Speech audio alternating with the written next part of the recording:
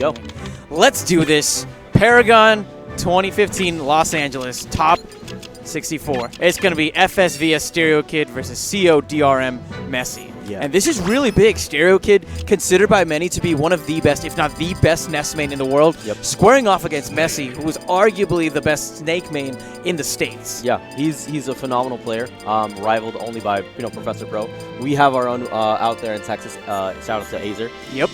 And of course in Oklahoma. Yeah, it's Flashing Fire. We're big fans of those two. So the South has a couple, and for me personally, I feel like after looking at a lot of the changes that have happened in 3.6F as well as 3.6B,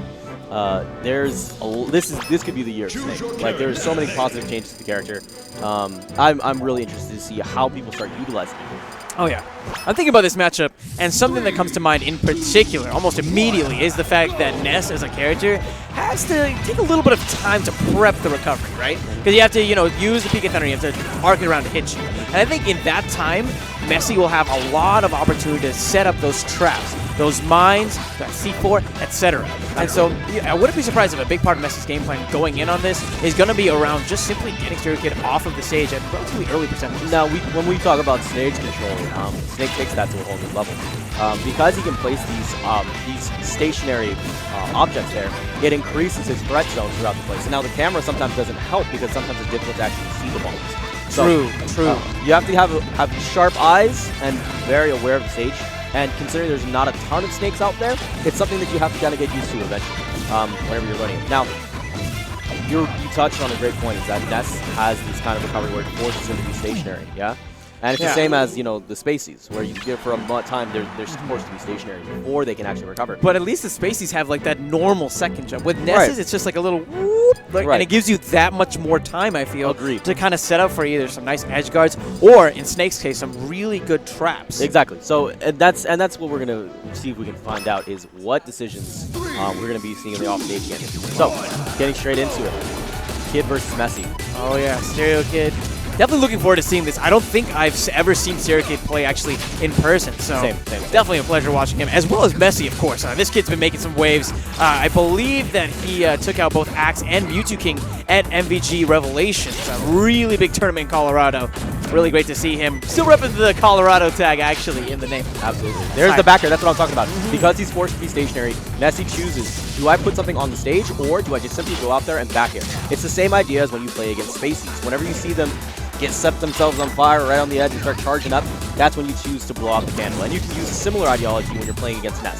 Oh, look at Messi dropping off the grenade, but this is twice in a row now that one of his own traps has actually led to hurting him instead of StereokiD. That being said, he's doing a pretty good job with this extra credit. StereokiD, I think he was just waiting and trying to bait out an early defensive option, but doesn't quite find it. Does get the back throw, does get the stock. We're at 3 apiece, but 70% down. Yeah, and it's not going to take much for him to finish off the stocks. Snake can create some high knockback situations, but right now Messi's doing such a great job of creating so many explosions, but Kid navigating through, able to find those PK fires.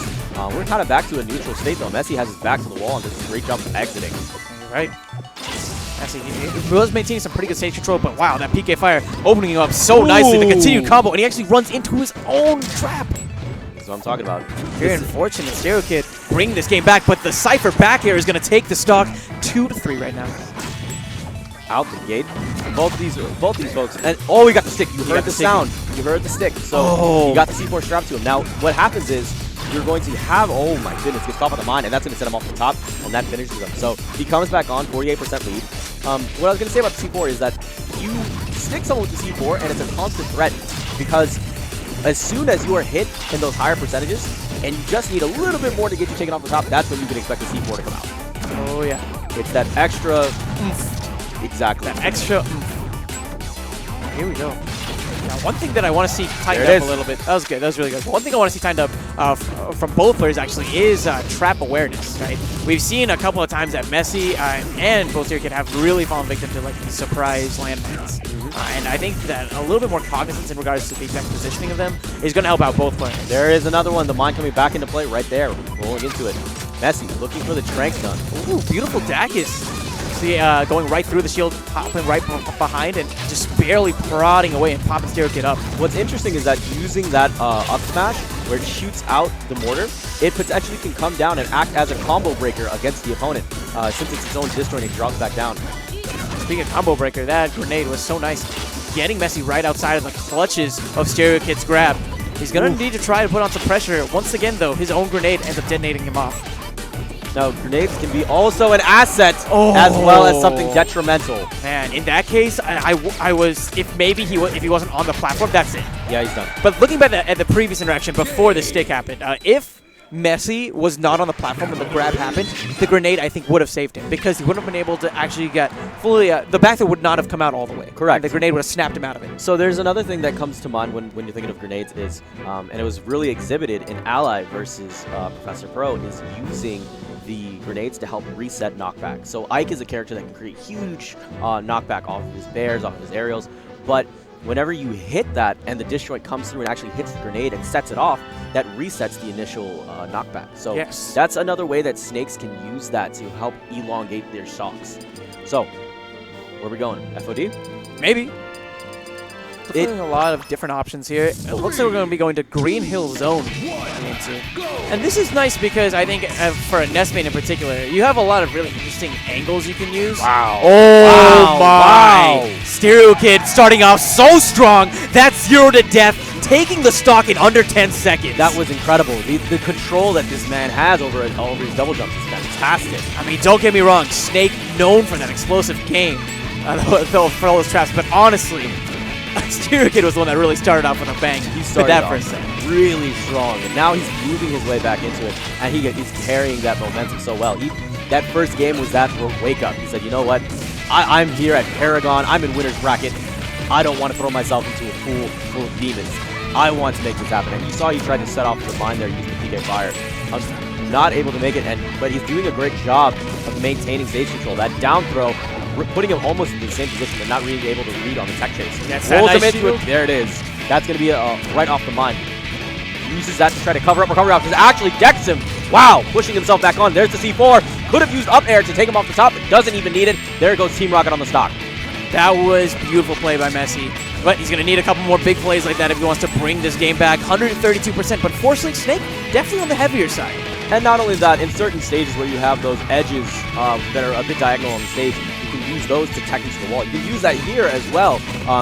You pretty much set off the C4, push yourself up, tech against the wall, and jump back up using Cypher. But because I think the stage... Oh! Whoa! Get him. Okay, great tech. Gonna need to use that Cypher here. Ends up falling right into his own mine after getting hit by that aerial. He's forcing his way back on. There's the up smash. Avoiding, you saw him, he's very cognitive of it. He's avoiding the C4, the mine. Ooh. Now, granted, when you're in the air and Trank Dart hits you, you are not in stun, you just get pulled down. When you're in PK Fire, you're stuck in that, and you have to smash the eye out. Staying there too long, you force getting forward smash like that. Very rough situation for Messi right now on his last stock. He does have StereokiD at a percentage where I think if he has even one stick, it should be enough.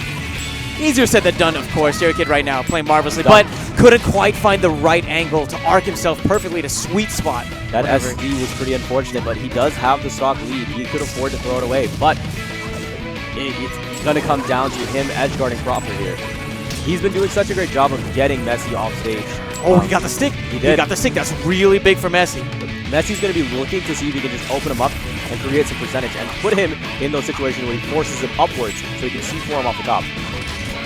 I think maybe if he can get a grab in this situation, it should be enough. Gets the grab. Oh, but he doesn't throw off in time. Maybe he was trying to set up to try to throw him into the mine behind him. Ooh, there it is, and done. Yep, that's exactly what I'm talking about. He wants to force him upward. C4 is such a strong vertical option to finish off stocks. Pushing himself back on. There's the down throw that we've seen him for. Nearly dropped into the mine, and Messi still living though. He's on the receiving end at 100%. He really is doing his best to avoid any punishment. That back air is going to take it. StereokiD using that bear sting still inside of this set. Very close game, though, regardless. It was. Very close game. I'm really liking the changes that we saw from StereokiD. I feel like in that second game, he played much more aggressive, much more rushdown. He understood that Snake is definitely a very trap-based character. Correct. And if you make it so that you exert so much pressure that a character like Snake does not have that time to set up those traps, then immediately it becomes that much easier to deal with. Correct, but and there's also the moments of You have to be much more cognitive of the C4. Yes. There's multiple stops that were lost between these games so far. Just takes him off the top. And sometimes it's unavoidable. Because as soon as you get stuck, you take him a little bit higher up, click him, and that's it. You can also do things with C4, interestingly enough, like faking and baiting that you're going to click the C4 and forcing your opponent to potentially go into shield. It's a nice little mind game that you can do. Not often used, but it's a nice to have. So, thinking about Messi, I'd be picking a bigger stage for sure. I'd definitely be picking a bigger stage. Yeah. A little bit bigger stage gives him a little bit more breathing room, a little bit more time to set up some of these Particularly, traps. he wants something that has a little bit more room down here, so that way he has time to drop down, C4 himself back up. Correct. And that's one of the issues with a stage like Green Hill Zone is that the stage itself is so low towards that bottom blast zone. Gets the stick really early on, but doesn't have enough time to pull out that up smash. Kid was trying to see if he can get that same start that he had, multiple dares, super low jump cancel dares. Messi fighting his way back onto the stage. Man, struggling. When did he even get that grenade out? When did he even get that grenade out? I'm loving the little things that he's doing. That being said, StereokiD has adapted so nicely overall to the way that Messi is playing right now. But he does get a detonation into another stick. Type of the sound. Sound died. Sound died. There we go. There's a grab, takes him up to the top, and hoping to see if he can continue to use these grenades. He's constantly placing them, and it's another way for him to control space. If Kid drops down, Kid will not drop down to a place where there is a grenade waiting for him. So it's another... Oh, the C4 off the top. They remember early in the stock. That's where he got him. And came in really clutch, and he cashed it out exactly when he needed to. But at 172%, he has to be cautious. He's fine. He's fine. Now, he made it. The thing is that now, at this point, he cannot do much else in terms of that. He has to tech against the wall. And because at those higher percentages, you can risk getting overshooting it and then losing the stock and killing yourself. Precisely. Now, the fact that this stage has a bottom is definitely going to be helping a lot for Messi. He's going to give him more opportunities to tech, whereas in Green Hill Zone, it's just sides. It's just sides. Correct. So there's a chance that you could miss it entirely. So this time around, Kid has been doing such a great job building percentages and using these double jump canceled aerials. Ooh, the fairs to dares gets the get up attack. There's another one. Wow, StereokiD piling on so much percentage, absolutely eating away at this stock. Ooh, good job avoiding the explosion box. Pushing his way down, Messi using multiple down airs. Kid content to just wait. There's the up air. It's not going to be enough to take him. Typo again. Typo the sound. There it is. One more. Up air. And that's going to be enough off the top. Same stock as before. He's been getting a good amount of sticks, and that's becoming a good part of Messi's game plan. Ooh, but a good part of StereokiD's game plan, utilizing that really strong back throw. That's going to be taking another stock, and we're at a dead even game right now. Laying down real soft flag. That's what we're seeing from Messi. But now he's on the receiving end of this punishment. Down throw. Follows him up. Another down Where throw. are you going? He's not good. Where are you going? Forcing his way back on. Oh. There. Even when he's about to get hit, he drops C4s down there. He's always thinking. Messi is such a smart guy, but Kid, with the technical prowess, the double jump to back air, finishes him off strong. There is no escape right now from Messi. Down to his last stock, maybe his last stock of this winner's bracket. It's going to be really tough from here on out. He's on the receiving end. Wow, StereokiD, absolute control. Pushes him into his own mind. Kid looking for... Oh, there's the C4 that dropped down there. So now, Kid looking to continue this offensive pressure.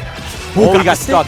That's big. That's big, sticking right through that shield, but here comes the pressure once again with those aerials. Nice back air to force him off the stage. Trying to hit him with that PK flash. Not going to work out. StereokiD perfectly shielding that attempted detonation. He knew that he needed something to bail him out. And because regardless if he shielded or not, that was something that he had to get a free drop down back onto it. Now Messi still has to stick on him after repeating getting it. Ooh, the Cypher holds him back in place because the knockback reset him. That's still going to be enough to take him off the top, but he is now sitting at 100%. He has to be careful. That back air is such a threat and has finished him off multiple times throughout this set, especially in these exact same scenarios. And that back throw as well. Messi ends up finding himself in the clutches of a grab. Up air! Not the best DI! StereokiD taking it back 2 games in a row, making it so that Messi is now going to have to crawl through that insane loser's bracket.